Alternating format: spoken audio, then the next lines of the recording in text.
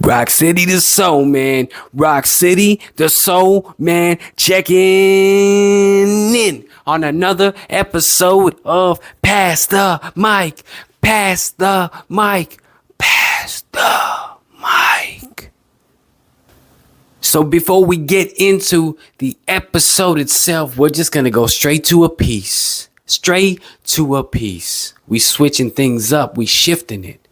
This first piece is called Love Me at My Worst. Love me at my worst. Mistakes riddled along my timeline. Ashamed at first to admit, but now I declare they're all mine. It's not fine, but I'm fine. It took some time and can't be at odds with myself and expect the world to shoot me straight. To give me a break if I take all of my flaws and hold them to the light every day and every night. I see them as wrongs, but it's in the past, so how will I ever lose sight of them if I continuously condemn? Not possible, have to make a better choice. Standing up for myself, finding my own voice. And you too have to let those things afloat. It's easy to love me when I provide a beautiful quote or when I hand you my coat.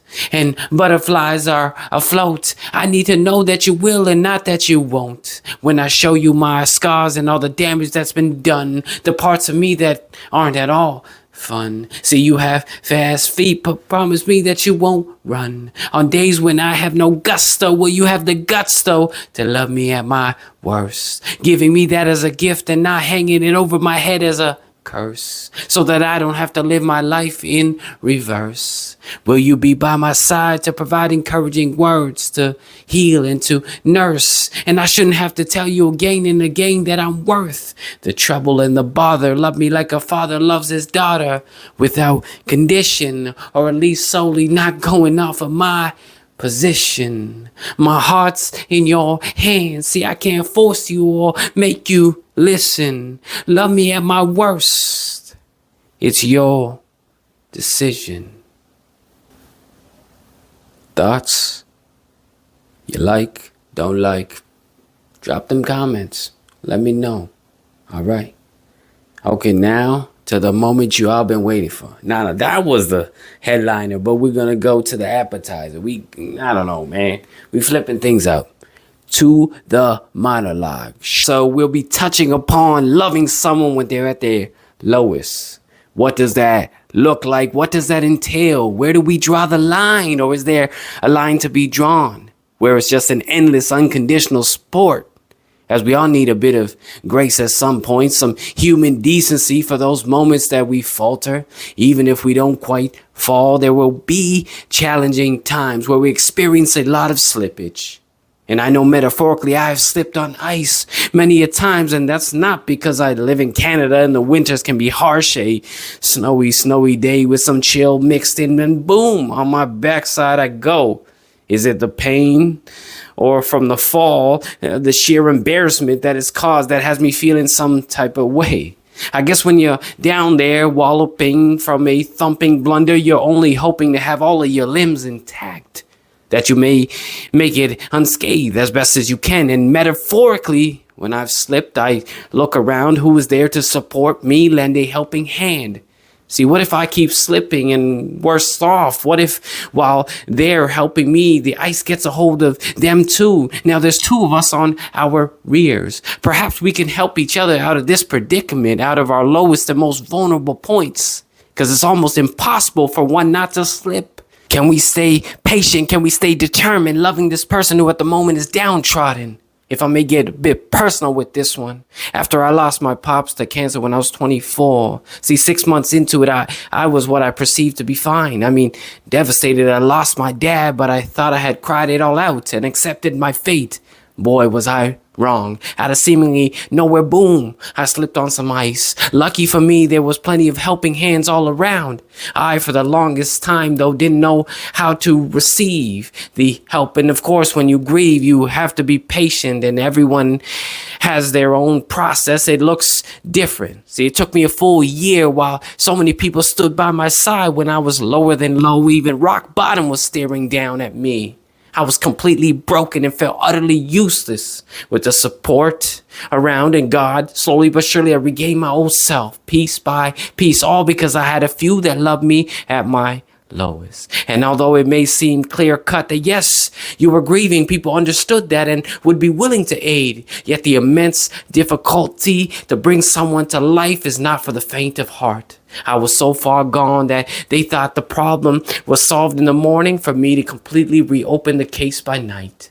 A full-time job with me losing faith at a finger snap. Loving someone at their lowest on paper seems right and moral and a no-brainer, but in actuality, having to do it, extracting endless energy to the point of exhaustion has its limitations, for we at the end of the day are only human. Loving someone at their lowest can be both extremely daunting and abundantly satisfying if that person returns to their feet in better shape. Painless and unshy of the perceived embarrassment, a successful story, of course, will give credence to that decision of not giving up, as the love provided played a pivotal role. Loving someone at their lowest, is it worth it? Only you and time can tell. Let's take a moment. This one's been a bit heavier.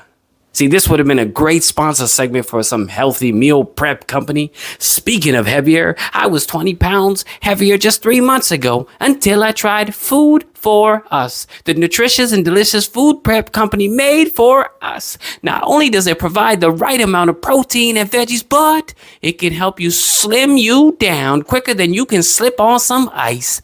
Try it now. Link in the description. 30% off if you use my promo code Be Less Heavier. Okay, now that we've been properly fed some dessert because life is short, enjoy the next piece. I'm losing you and me. It's not sweet though. Sorry. Enjoy. I'm losing you and losing me. I have slipped, my wings clipped, falling from grace, falling on my face with an asphalt taste. I try to get up in haste, a waste, and you come along, bound to pick me up, yet you go down. The weight I'm carrying starts to crush us both. As we lay, what is there to say? The thought flashes in my mind that I'm losing you and losing me, if not right now, in some time. On your face there is no sign of defeat or disgrace. It's just I'm not sure that I can get out of this place. And how much can you endure and how much can you grit before realizing you're sinking too and that you have no option but to quit?